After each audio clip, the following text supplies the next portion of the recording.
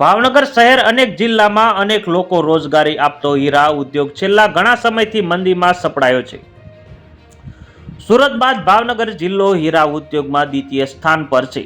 જિલ્લામાં ગામે ગામ હીરાના કારખાનામાં કામ કરીને લોકો રોજગારી મેળવી રહ્યા છે, પણ હીરા ઉદ્યોગમાં વ્યાપક મંદીને લીધે રત્ન કલાકારોની હાલત કફોટી બની છે।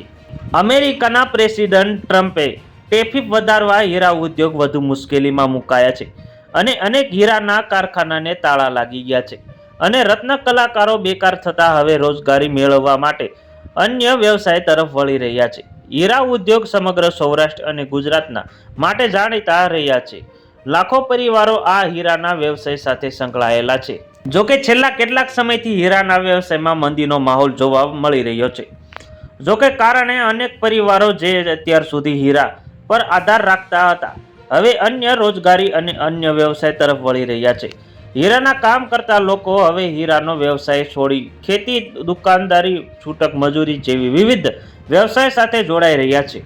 આ ઉપરાંત નાના મોટા અનેક હીરાના કારખાનાઓ પણ બંધ થઈ ગયા છે। મહુવા ડાયમંડ એસોસિએશનના કહેવા મુજબ હાલ હીરાના વ્યવસાયમાં ભારે મંદી ચાલી રહી છે। છેલ્લા 2 વર્ષથી પરિસ્થિતિ ખૂબ જ નાજુક છે। હીરાના વ્યવસાયમાં જોડાયેલા કારીગરોને પણ કામ મળી રહ્યું નથી અને જે કામ મળી રહ્યું છે તે પણ યોગ્ય વળતરના અભાવ છે।